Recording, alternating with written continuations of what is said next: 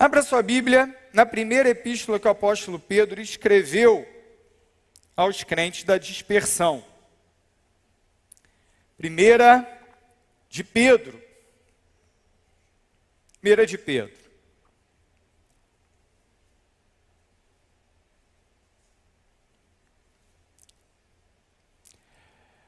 Vamos ler o verso 1 e o verso 2. Apenas 2 versos. 1 Pedro 1, 1 e 2. Diz assim a palavra do Senhor. 1 Pedro 1, 1 e 2.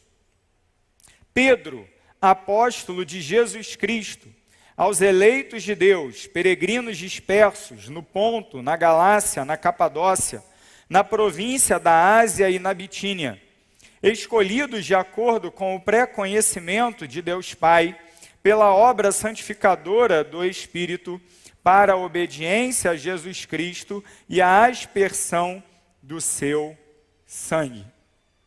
Senhor Deus, temos diante de nós a Tua palavra mais uma vez e pedimos que o Senhor fale conosco, que o Senhor toque o nosso coração, que o Senhor transforme a nossa vida. Uma vez, ó Deus, que somos relembrados pelas sagradas letras, pela Sagrada Escritura, de quem nós somos, uma vez que fomos chamados pelo Senhor. Muito obrigado. Te agradecemos em nome de Jesus. Amém. Queridos, hoje nós iniciaremos uma série que, pelos meus cálculos, deve durar o ano todo. Deve ser mais ou menos 10 sermões em 1 Pedro, começando agora, indo até novembro. Vamos caminhar todos os cultos da educação cristã nesta carta. De certa forma, é uma revisão para os irmãos. 1 Pedro é uma carta bem pregada, frequentemente pregada. Eu mesmo já preguei vários textos dessa carta aqui na igreja, em diversas ocasiões diferentes. Algumas vezes, inclusive, aqui nos cultos de quarta-feira. Mas nós ainda não caminhamos a carta toda aqui no culto da educação cristã, no culto da quarta-feira do mês. Então vale a pena a gente ter essa visão geral do livro, para que a gente possa aprofundar um pouquinho aquilo que é a mensagem dessa carta.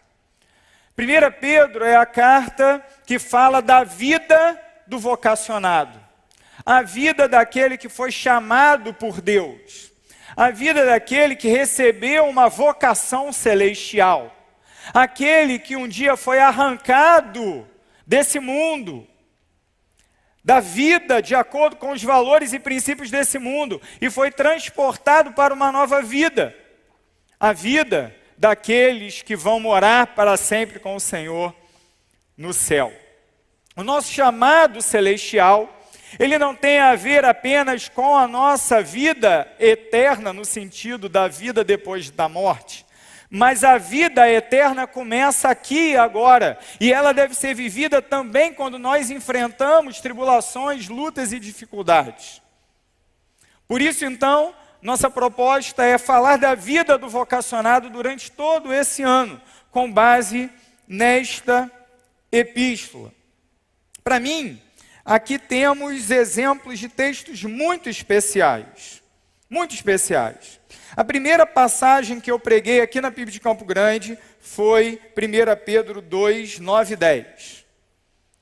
E esse ano vai completar 10 anos, em agosto, se Deus quiser, com o dia do jovem batista, não é? O pastor Carlos Elias me chamou para pregar, e realmente nosso pastor é um homem muito corajoso, porque àquela altura ele me conhecia muito pouco, estava de viagem, e aí vem um doido aqui tirando camisa de futebol, não é? Foi assim. Isso foi o 3º domingo de agosto de 2015. Como passou rápido, não é? Como tem passado rápido esse tempo tão abençoado, tão abençoador para a igreja. E esse mesmo texto do Catagem, esse livro, é importante para a minha vida e eu espero que se torne também para a sua. Esse mesmo texto, verso 9 do capítulo 2, foi um dos textos-chave por ocasião do despertamento do meu chamado para o ministério da palavra. E aí sim já vão muitos e muitos anos, não é? A gente está falando de julho do ano 2000, então em breve completará 25 anos. Eu nem... Como que pode, né? Como que pode? O tempo passa. O tempo passa muito rápido. Eu era um menino de 17 anos, era cadete do Exército, estava de férias no meio do ano, e num congresso acontecido lá em São Paulo, na Estância Palavra da Vida, um congresso de jovens, o Senhor tocou profundamente o meu coração usando dois textos. O primeiro, 2 Coríntios 4, verso 7, e o segundo, 1 Pedro 2, verso 9. A vida do vocacionado. Como deve ser a vida daquele que Deus chama? E não somente aquele que Deus chama para o ministério de tempo integral, para o ministério da palavra, para o ministério da adoração, da música, ou para qualquer outra obra religiosa, mas a vida de todos nós, porque todos somos chamados. Todos fomos chamados por Deus para vivermos uma nova vida, uma vida que é marcada pela santidade e pelo serviço. É disso que Pedro fala aqui na sua primeira epístola. A autoria do texto é muito fácil da gente identificar, porque o texto começa, Pedro, apóstolo de Jesus Cristo. A primeira palavra da carta é o nome do seu autor. Então já fica muito fácil para a gente definir quem escreveu essa carta. Quem era Pedro? Você vai lembrar de quem era Pedro? Lá nos evangelhos nós podemos conhecer um pouquinho sobre a trajetória daquele discípulo impetuoso. Lembramos de alguns episódios muito marcantes que tem Pedro como um dos seus personagens principais. Lembramos, por exemplo, de quando ele rapidamente desembainhou sua espada no Getsêmani e cortou a orelha do soldado que foi um daqueles que foram prender Jesus no jardim. Isso mostra o quão impetuoso ele era. Também vemos em outros momentos como ele era aquele bom aluno, ele queria responder logo às perguntas do seu mestre. Jesus pergunta, e vocês, quem dizem que eu sou? Ele diz, opa, esse eu sei. Levanta a mão, esse eu sei. Tu és o Cristo, o Filho do Deus vivo. E ele responde assim prontamente com a sua confissão de fé. E diante dessa confissão de fé, ele recebe do Senhor uma missão, mas também uma informação fundamental para a vida de toda a comunidade cristã que se desenvolve a partir daí. Tu és Pedro. E sobre esta pedra edificarei a minha igreja, e as portas do inferno não prevalecerão contra ela. A partir da confissão que Pedro faz, da afirmação que Pedro faz, é estabelecida uma comunidade que tem Cristo como pedra fundamental, e essa comunidade chamada igreja, ela se desenvolve e cresce no decorrer dos séculos e chegou até nós.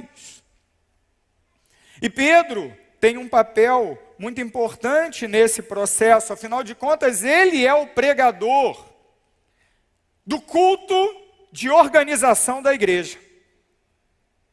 O organizador, o plantador é Jesus. Mas, curiosamente, no culto de organização da igreja, Jesus não estava. Pelo menos não em corpo, porque ele já tinha voltado para o céu. Mas ele mesmo disse, eu vou para o Pai, mas eu vou deixar um Consolador. E naquele momento o Espírito Santo desce sobre os apóstolos, e um grande mover de Deus impacta toda Jerusalém enquanto celebrava a festa do Pentecoste. E ali Pedro se levanta como proclamador das boas novas e prega o sermão do Pentecoste. E naquele momento, milhares de pessoas vêm a Jesus e a igreja inicia a sua história. Ali começa a igreja, no dia de Pentecostes. Pedro foi o pregador. Trouxe, como nós batistas gostamos de dizer, né, o sermão ocasional. Esse era Pedro. Durante todos os primeiros dias da igreja, narrados ali no livro de Atos dos Apóstolos, nós vemos, sobretudo na primeira seção do livro, Pedro como um personagem importantíssimo. Eu não digo o personagem principal, protagonista, porque o protagonista sempre foi e sempre será Deus. Mas um grande instrumento nas mãos de Deus para produzir e para conduzir a igreja nascente e crescente logo após o dia de Pentecostes. Agora nós estamos num outro momento. Não mais naqueles dias que se sucedem à ascensão de Jesus aos céus, ou o Pentecoste, ou o primeiro movimento da igreja crescendo em Jerusalém, ou os primeiros movimentos de perseguição social. Estamos cerca de 30 anos para frente. Se consideramos que o Senhor Jesus foi morto e ressuscitou no ano 33 depois de Cristo, agora nós estamos em algum momento, talvez no ano 64 depois de Cristo, 31 anos mais ou menos à frente. Pedro agora já um ancião, tendo um ministério que atingiu diversas localidades, e a gente vai falar daqui a pouco sobre essa questão das localidades. Um homem experimentado. Não sabemos, não conseguimos definir se a essa altura do campeonato ele tinha a mesma impetuosidade que ele tinha nas épocas em que ele andava com Jesus pela poeira da Galileia. Mas sabemos que Pedro continuou sendo um grande líder da igreja cristã, e ele agora escreve uma carta, se identificando como apóstolo e endereçando essa carta para aqueles que estavam no Ponto, na Galácia, na Capadócia, na Ásia e na Bitínia. Pastor, onde é que fica esse monte de lugar aí? Se você procurar naquele mapa que tem no final da sua Bíblia, você vai encontrar. E não é difícil. País que hoje nós chamamos de Turquia. Ele tem duas partes. Uma partezinha pequena, que fica na Europa, e uma parte grandona, que fica na Ásia. Aquela parte asiática da Turquia, na época de Jesus e dos apóstolos, era conhecida como província da Ásia. Província romana da Ásia. O Império Romano era dividido em províncias, e uma das províncias era a província da Ásia, que compreende aquela região oriental da Turquia. Mas por que ele, além de mencionar a Ásia, ele menciona vários outros lugares?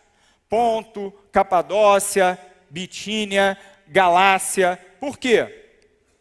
É muito interessante notar que quando nós voltamos à segunda viagem missionária de Paulo, nós vemos a sua atuação se limitando, sobretudo, à área sul da província da Ásia, a parte de baixo da província da Ásia. Enquanto Pedro agora menciona as regiões mais ao norte.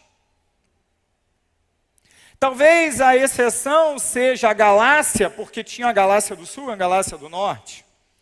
Mas nós sabemos, ou pelo menos deduzimos, que o apóstolo Paulo, ele passou pela Galácia do Sul, pela parte mais ao sul da Galácia. É muito interessante a gente fazer essa observação, porque nós percebemos então que o ministério apostólico, ele se preocupou em atingir todos os lugares e toda a gente. Enquanto Paulo tinha uma mentalidade estratégica e procurava cidades, povoados, regiões que poderiam ter um efeito multiplicador para a igreja nascente, nós vemos agora Pedro mencionando outras regiões onde Paulo não havia passado. Quando Paulo pretendeu então ir ao norte da província da Ásia, Deus o manda para a Macedônia e ele começa o ministério na Europa. Mas a igreja apostólica prossegue crescendo e atinge também regiões onde o primeiro grande missionário da igreja não havia chegado. E aí você consegue entender um pouquinho porque essas regiões estão mencionadas aqui. Pedro escreve 2 cartas. A primeira é essa que nós trabalharemos durante as próximas oportunidades. E a segunda é a segunda carta de Pedro, que começa lá no seu verso 1 do capítulo 1, Simão Pedro, servo e apóstolo de Jesus Cristo.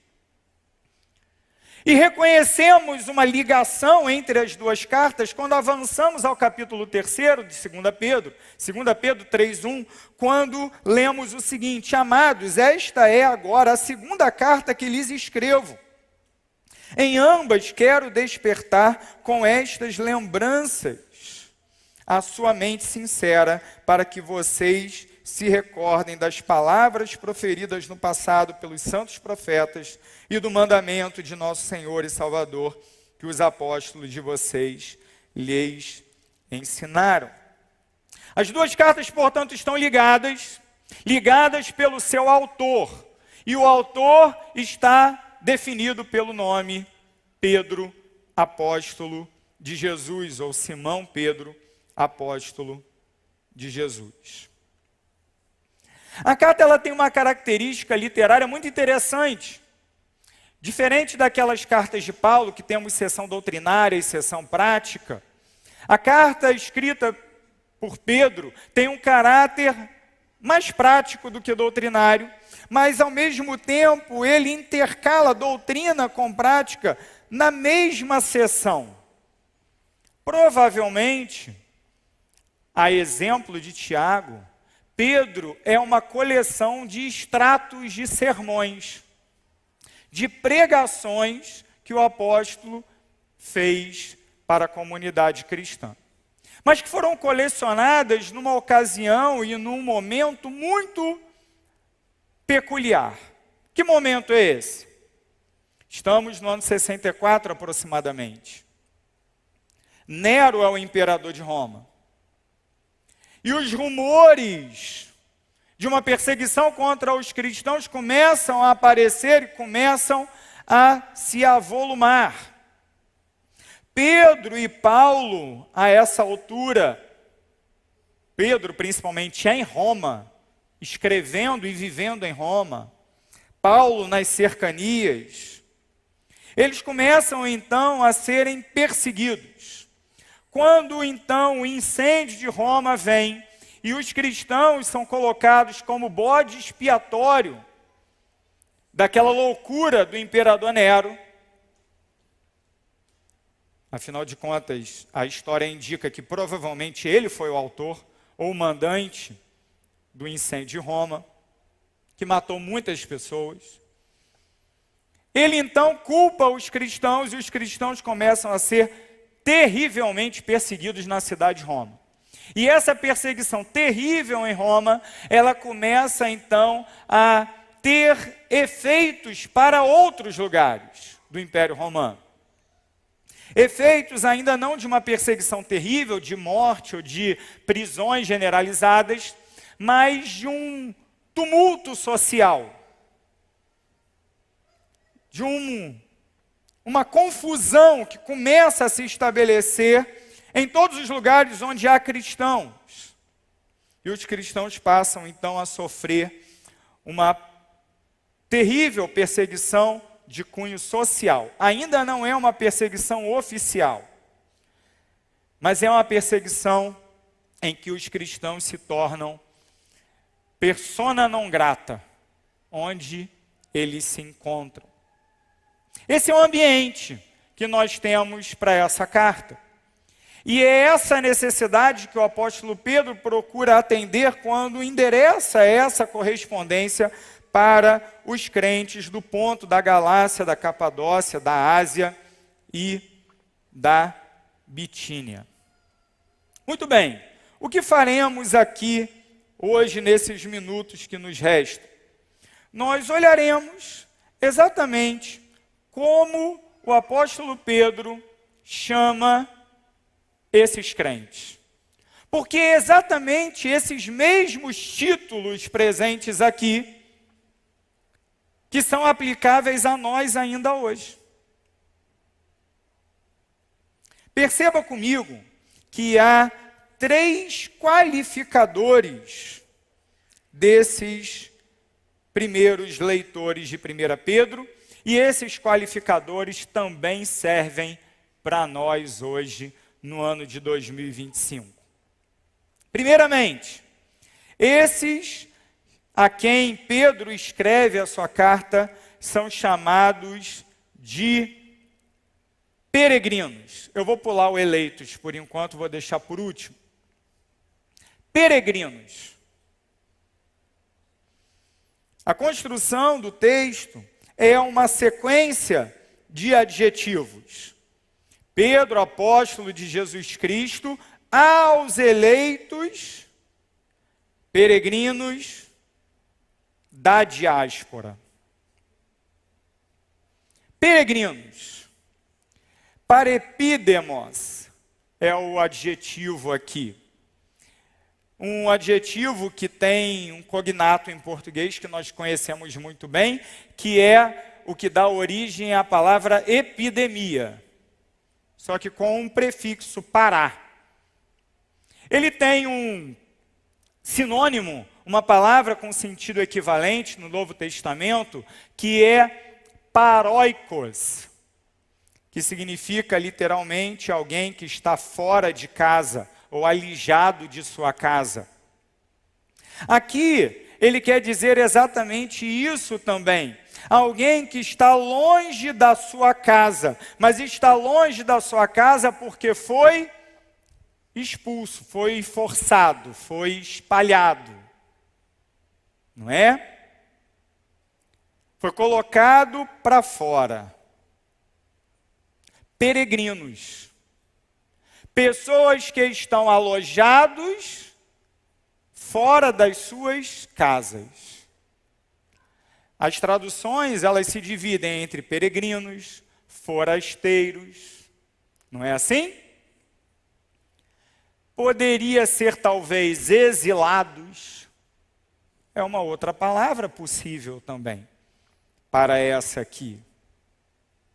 Porque o apóstolo Paulo chama esses irmãos e porque os crentes como um todo podem ser considerados como forasteiros, como exilados, como pessoas que estão desterradas, estão fora da sua cidade natal, da sua terra natal. Por quê? Porque de fato, queridos, nós não somos cidadãos dessa terra. Nós não pertencemos a esse mundo. Por mais que você pegue aí a sua carteira de identidade, esteja escrito lá República Federativa do Brasil.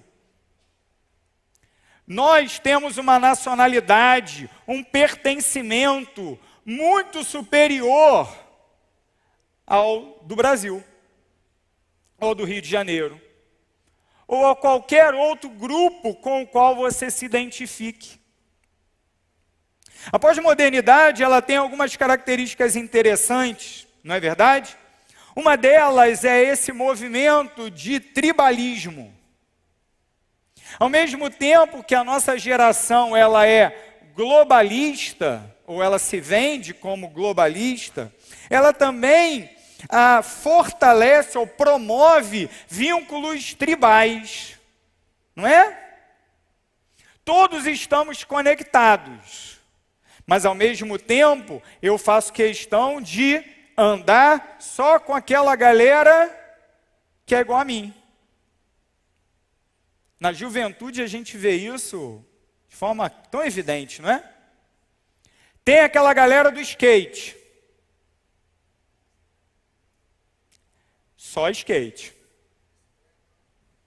Não é? A galera do skate tem a sua roupa, ela tem a sua forma de falar, tem a sua forma de viver, e olha para os outros caras de outro grupo, pode ser a galera do rock, do punk rock, e fala aí, ó, esses caras são estranhos. A gente sempre quer ter uma tribo para chamar de nossa, e outras tribos para chamar de estranhos, de esquisitos, não é? Qual é verdadeiramente a nossa nacionalidade? E é um negócio curioso, porque hoje, inclusive, tem isso, né? Igreja do motoqueiro, igreja do surfista, igreja do worship da parede preta, igreja do órgão e do inário de papel. Cada um tem o seu quadrado, cada um tem a sua tribo, cada um tem a sua cara, a sua forma, e os outros são estranhos, esquisitos. Quão facilmente nós dizemos para outra pessoa que ela é esquisita, que ela está errada, que ela está fora, não é? Por quê? Porque nós nos fechamos no nosso mundinho. As redes sociais potencializam isso. Às vezes a gente vai passar ali, né, o feed do Instagram, e a gente acha que está em contato com o mundo todo. Está nada. O algoritmo sabe do que você gosta e ele coloca para você só o que é igual a você. É ou não é? Você fica restrito a um mundo desse tamaninho, achando que tem acesso à rede mundial de computadores, né? Mas você está dentro de um quadradinho pequenininho. Queridos, Deus não nos chama para pertencer a nenhum quadradinho pequenininho que o mundo tente usar para nos enclausurar, para nos prender e até mesmo para nos aprisionar. Mas para isso, nós, povo de Deus, devemos nos reconhecer como forasteiros, peregrinos, exilados. Nós não somos daqui. Não somos desse mundo. Quantas ideologias, quantas formas de pensar mundanas tentam aprisionar os crentes e até mesmo as igrejas. Qual é a solução para não sermos enganados? Lembrarmos que somos peregrinos. Nós pertencemos a um plano superior e maior. E maior do que todas as categorias desse mundo. Mas isso traz para nós algumas dificuldades práticas, não é verdade? O peregrino, o forasteiro, ele não é cidadão daquele lugar onde ele está. Portanto, ele não desfruta de todos os direitos, de todas as prerrogativas, de todos os privilégios daqueles que pertencem ao lugar, não é? Você já fez uma viagem em que você se sentiu um forasteiro, um verdadeiro estranho? E às vezes a gente pode vivenciar isso até mesmo dentro do Brasil, né? O Brasil é tão grande. Para o nosso olhar tão pequeno, o Brasil é tão grande. Não é? Tem lugares que parece que fala outra língua. E eles ouvem a gente falando e falam, ah, o carioca aí, olha aí, ó. E riem a beça do nosso sotaque, da nossa chiadeira. Não é?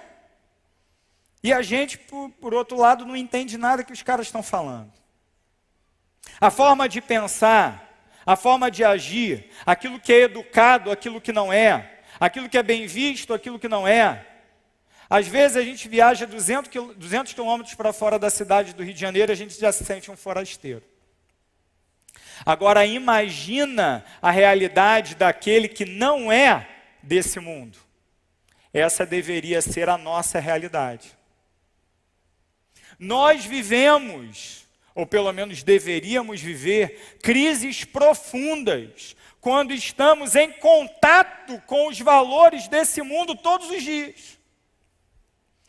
Você vai sair daqui a pouco, amanhã você vai trabalhar, e independente qual seja o seu contexto de trabalho, aquele local não é regido pelos valores do reino de Deus.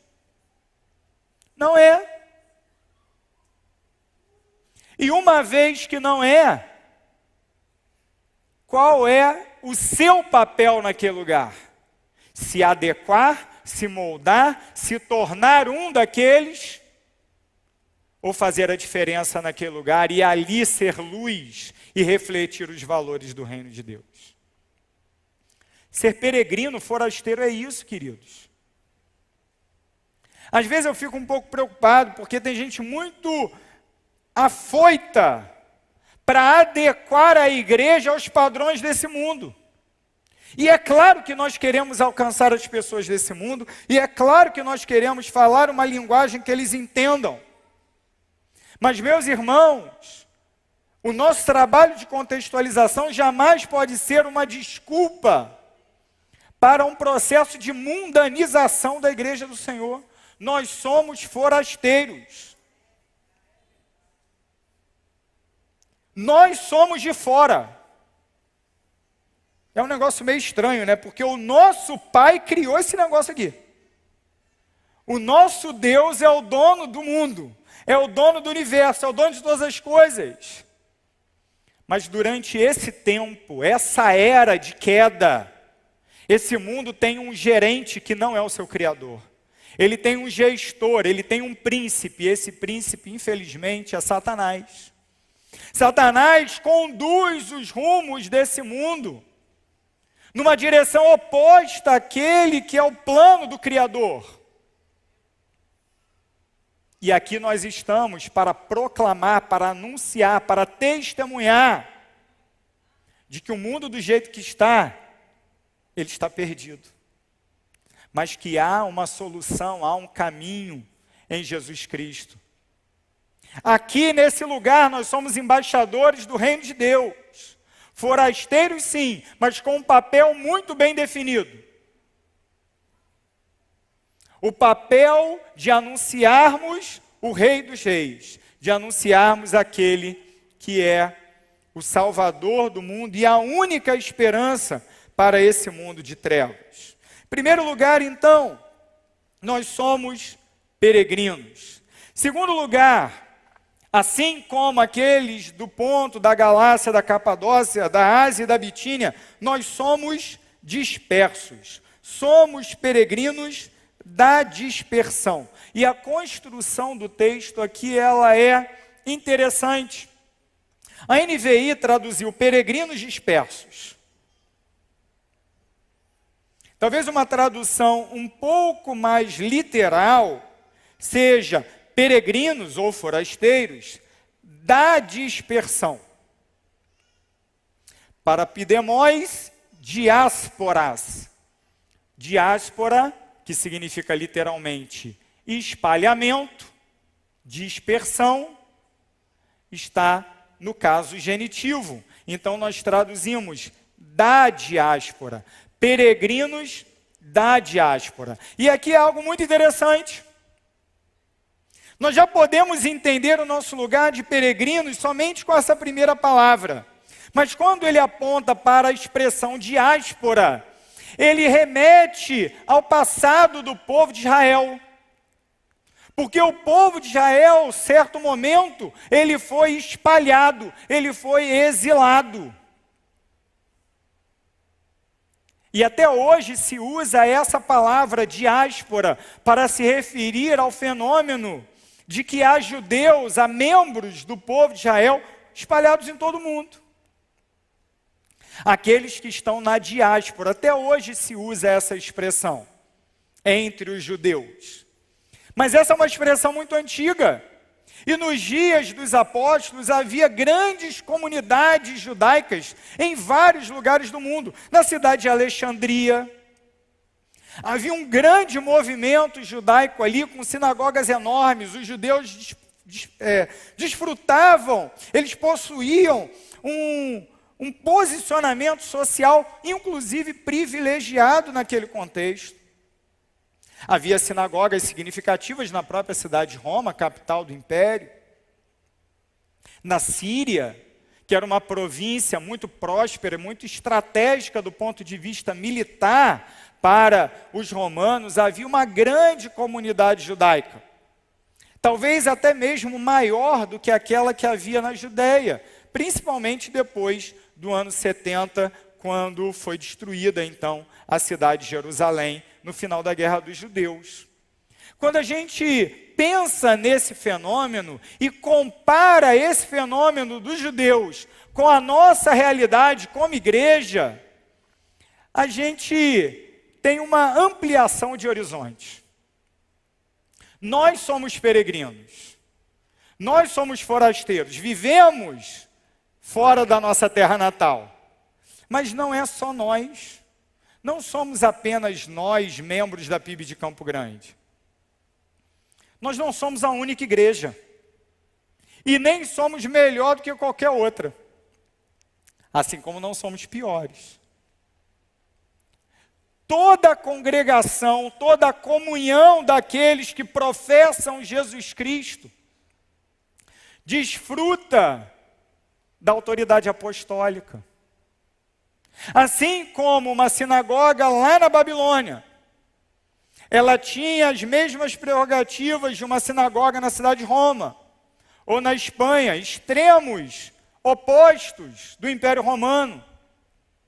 Ainda assim, na Babilônia ou na Espanha, ali havia uma comunidade judaica que se reunia ao redor da lei. O que Pedro faz? Ele compara isso com a igreja. Esteja você no ponto, esteja você em Roma, esteja você na Judéia, esteja você na Espanha. Não importa. Você é parte do povo de Deus. Meus irmãos, eu creio que muitas vezes nós nos enfraquecemos no nosso papel de testemunhar a mensagem de Cristo Jesus, quando nós perdemos essa noção de reino. É claro, meus irmãos, que a igreja local ela é fundamental para a nossa caminhada cristã. Fundamental. É com a nossa comunidade local que nós estamos aliançados e pactuados. Nós temos a vida aberta um para com o outro. Assim deve ser uma igreja saudável. Porém, eu não devo me esquecer que da mesma forma como nós aqui buscamos ser uma igreja saudável, reunida ao redor do Evangelho de Cristo Jesus, também há irmãos em todos os lugares do mundo, vivendo a mesma fé, professando o mesmo Cristo, e talvez enfrentando as mesmas ou ainda mais renhidas lutas. A gente sempre brinca aqui na igreja, né? E os irmãos já estão cansados dessa brincadeira. Aqui a gente está no ar-condicionado, no banco acolchoado, e você estacionou o seu carro.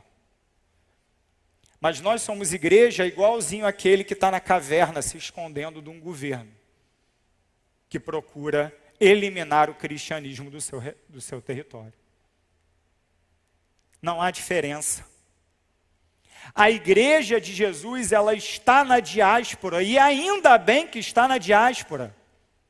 Porque diferente do antigo Israel, nosso chamado é para ir, não para ficar, não para reunir, não para juntar, mas o nosso chamado é justamente para espalhar. Porque quanto mais espalhado a gente tiver, mais luz vai brilhar nesse mundo de trevas. Qual é o nosso papel? Plantar igrejas, até mesmo através da perseguição. Até através da perseguição. A igreja de Jerusalém começou reunida ali, bonitinha, ninguém queria sair dali. Estava todo mundo satisfeito, reunido em Jerusalém. Sim, nós somos chamados, nós vivemos o chamado, nós somos chamados e vocacionados por Deus. Eles cantavam, com certeza, muito bonito. Mas num dado momento, aquela igreja que havia acabado de receber o poder extraordinário do Espírito Santo de Deus, ela se esqueceu que o seu chamado começa com o ir. Que o chamado de Jesus é vão, Mas eles, como bons judeus que eram, eles entenderam como? Vou ficar. Jerusalém, cidade de Davi. Olha que maravilha. Na época de Moisés era a coluna de fogo e a nuvem. Agora, na nova aliança, é o Espírito Santo. O Espírito Santo está sobre nós e ele nos dá poder para viver uma vida nova. E os apóstolos pregam, é 3.000, é 5.000, é gente sendo batizada. A igreja de Jerusalém já era uma mega church. Tempo recorde. A pergunta é, e aqui uma pequena alfinetada, será que Deus queria mega church em Jerusalém? Parece que não. Porque ele mesmo permite a perseguição e a perseguição espalha aquele povo. E aí eu fico pensando no coração do crente. Estamos espalhados, deu ruim, já era. Estava tão bom lá, nós éramos uma igreja de 8.000 membros. Olha só, numa cidade, população muito flutuante, mas a média aí dos estudiosos, talvez uns 200.000 habitantes, na época cheia, na época que o pessoal ia peregrinar em Jerusalém. Naquela cidade, tinha 8.000 crentes. E a gente está falando de um intervalo de 2 anos. Case de sucesso. Movimento de crescimento de igreja. Não é? Pedro poderia ter escrito um best-seller. Mas não é isso que acontece. Deus manda a perseguição e a perseguição faz com que aquele pessoal se espalhe. E nesse espalhamento, a igreja chega aos mais diversos lugares. Através desse espalhamento, a igreja chega em Antioquia. E em Antioquia nós vemos a primeira igreja missionária. Ela se reúne para orar, para jejuar, para louvar, mas não com o objetivo de simplesmente inchar, de crescer para si mesma. Ela ora, ela jejua para enviar, e ela envia seus melhores. Não envia o obreiro que não deu certo, não, envia o melhor. É esse que vai para a obra missionária. Barnabé e Saulo. E assim começa a dupla. Logo no mesmo capítulo 13 de Atos, os nomes se invertem e Saulo vira Paulo. E vira Paulo e Barnabé. Num dado momento a viagem se desenrola, a primeira viagem termina e sabe o que acontece? Adivinha? Eles brigam.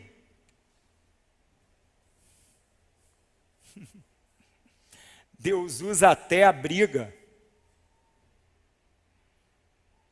Sabe por que Deus usa a briga? Não é porque Deus gosta dos crentes brigando não, tá? Por favor, entenda isso. Deus gosta do povo de Deus em comunhão. Mas quando a nossa visão se restringe para aquilo que Deus quer fazer, Ele não deixa a gente ditar a agenda da sua missão.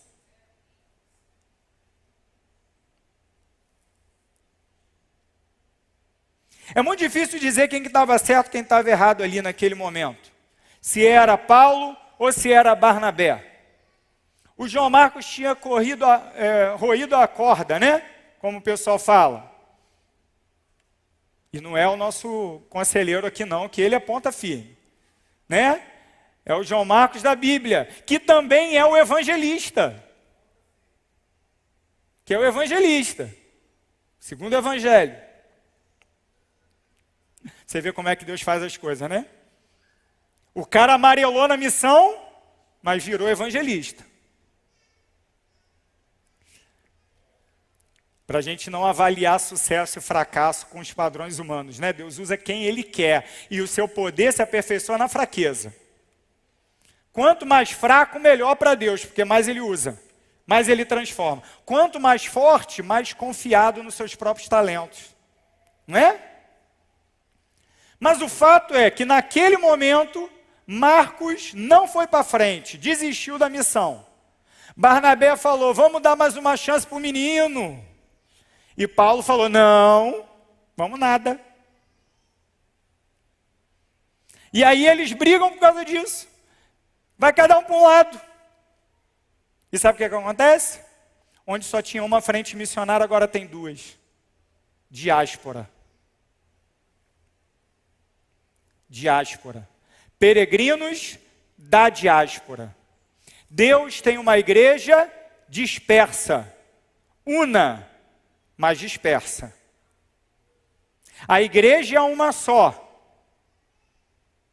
Mas ela está espalhada em todos os lugares da terra, porque é isso que Deus quer que nós façamos, que nós estejamos entre todas as nações e busquemos alcançar todas as nações. Peregrinos da diáspora. Peregrinos da diáspora. Terceiro adjetivo, que na verdade é o primeiro, mas eu deixei por último de propósito, que o apóstolo usa para se referir aos leitores dele, e que serve para nós também. Qual é esse adjetivo? Eleitos. Eleitos. Esse é o adjetivo. Pedro, apóstolo de Jesus Cristo, aos eleitos. Esses eleitos são os mesmos peregrinos da dispersão. E eles são eleitos pela Trindade Santa. Para a obra da Trindade Santa. Perceba, em primeiro lugar, eu e você, assim como os primeiros leitores de Pedro, nós somos eleitos, escolhidos, segundo a presciência de Deus Pai. É claro que só essa palavra, prognosim, ela renderia uma série sozinha. A gente poderia ficar falando muito sobre doutrina da eleição, da predestinação, da presciência, etc. e tal. Mas aí o que você vai fazer? Você vai, na próxima vez que a gente abrir doutrina da salvação na IBD, se matricular e estudar com a gente domingo às 8h30. Aí você vai ver todo o detalhamento. Agora não dá tempo de fazer isso. Combinado? Mas uma coisa a gente precisa reconhecer. Para a gente também parar de querer fazer cambalhota teológica, né? Não tem como tirar da Bíblia o conceito de eleição. Não tem como. Se você tirar, vai dar muito errado. A Bíblia fala abundantemente de um povo eleito, de um povo escolhido, de uma ação divina de separar para si um povo. Pastor, quer dizer que não fui eu que escolhi Deus? Não, não foi você que escolheu Deus. Falando assim reto, no reto, direto. Não foi você que escolheu Deus. Tá? Sabe por que não foi você que escolheu Deus? Sabe por que não fui eu que escolheu Deus? Porque a nossa natureza era em absoluto inimiga de Deus e nós não estávamos nem aí para Deus e não queríamos escolher Deus coisa nenhuma. É simples desse jeito. Eu e você, por causa do nosso pecado, da nossa iniquidade, da nossa morte espiritual, da nossa cegueira, nós não tínhamos condições nenhuma de escolher a Deus. Por isso a Bíblia fala abundantemente de que nós fomos escolhidos, sempre na voz passiva. Deus é o sujeito, nós somos o objeto. Deus escolhe, nós fomos os escolhidos. Pastor, como que funciona isso? Mais uma vez, matricule-se na EBD.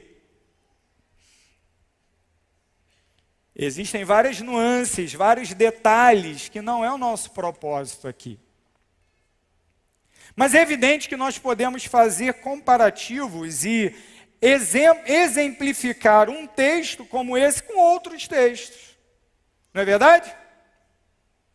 Qual é o papel de Deus Pai aqui?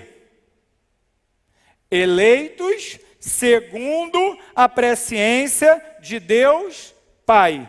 Deus o Pai é o dono da presciência, que é o motivo dele ter escolhido.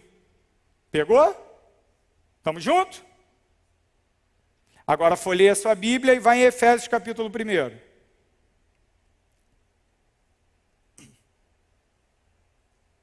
Efésios capítulo 1, a partir do verso 3.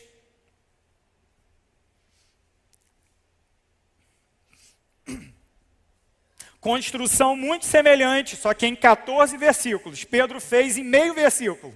Aquilo que Paulo fez em 14 não, na verdade em 12. 12 versículos, do 3 ao 14.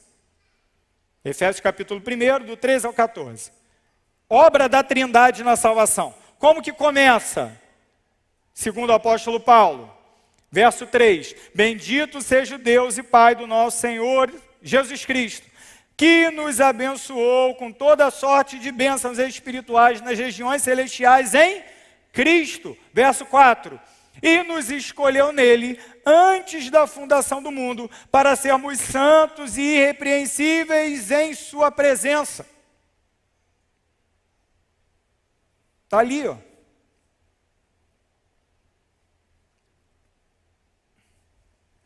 Pastor, o que isso tem a me ensinar para agora?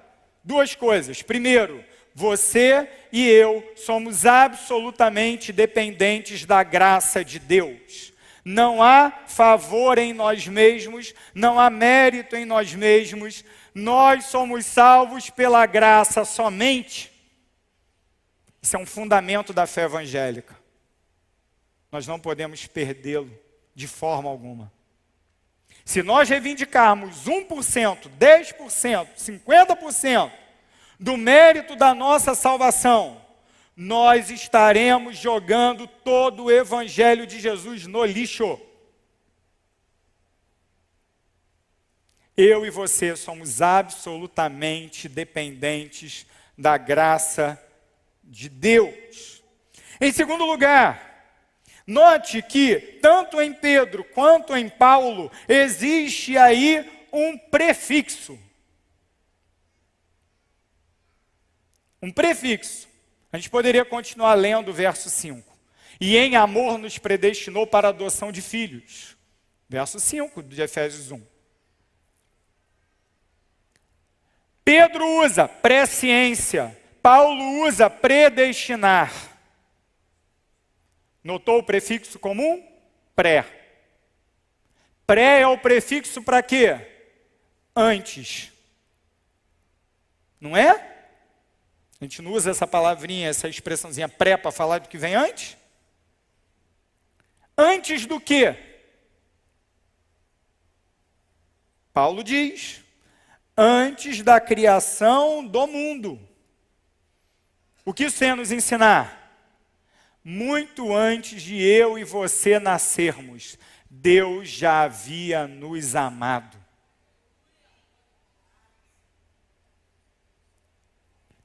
Meus irmãos, se tem um motivo para nós vivermos em segurança e em temor de Deus, é esse. Deus já te ama. O plano dele para te salvar, para me salvar, para resgatar a sua noiva, não foi pensado, rascunhado rapidamente, depois que Adão comeu o fruto. E deu ruim. Vou pensar aqui um plano B. Não foi isso não, irmãos. Tem crente que acha que foi isso. Tem crente que acha que Deus foi pego de surpresa no Éden, quando Adão comeu o fruto. E que Deus desesperadamente escreveu um plano B. Meus irmãos, que Deus é esse? Se você tem esse imaginário, pelo amor de Deus, eleva teu conceito de Deus. A Bíblia usa essa ideia abundantemente. Antes de haver mundo, Deus já havia projetado eu e você. Antes de haver mundo, Deus já havia amado eu e você. Antes de haver mundo, Deus já havia dado o seu Filho para morrer por mim e por você.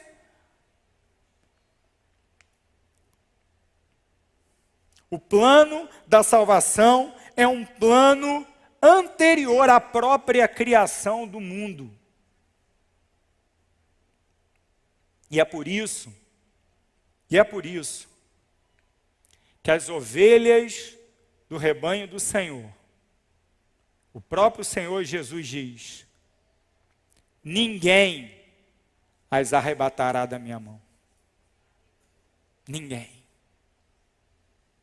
Por isso o apóstolo Paulo também diz: quem nos separará do amor de Cristo? Nada. Nada. Eleito segundo a presciência de Deus Pai. Mas não somente isso, também a obra do Espírito Santo. A obra do Espírito Santo. Eleito segundo a presciência de Deus Pai, em santificação do Espírito.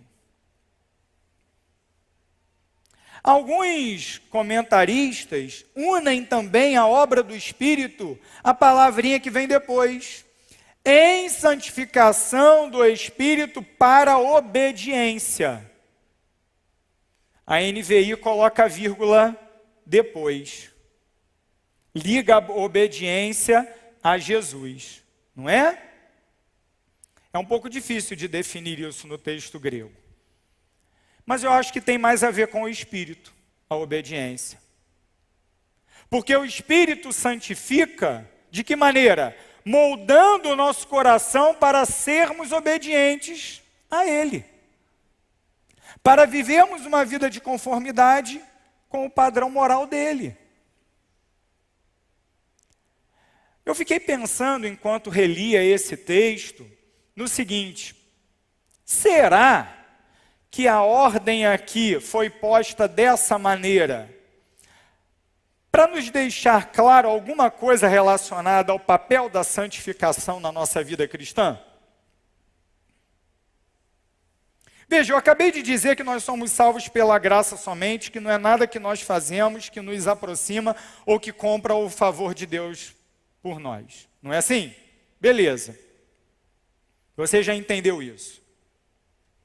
O que a gente espera logo em seguida? Deus tem um plano perfeito, um plano que é para a glória dele, mas que tem como efeito me salvar. Me alcançar com a sua graça. Como ele executa esse plano? Na cruz, não é verdade? Todo crente sabe disso. Jesus morre, derrama o seu sangue, ele morre a morte que era nossa. Ele paga o preço do meu pecado.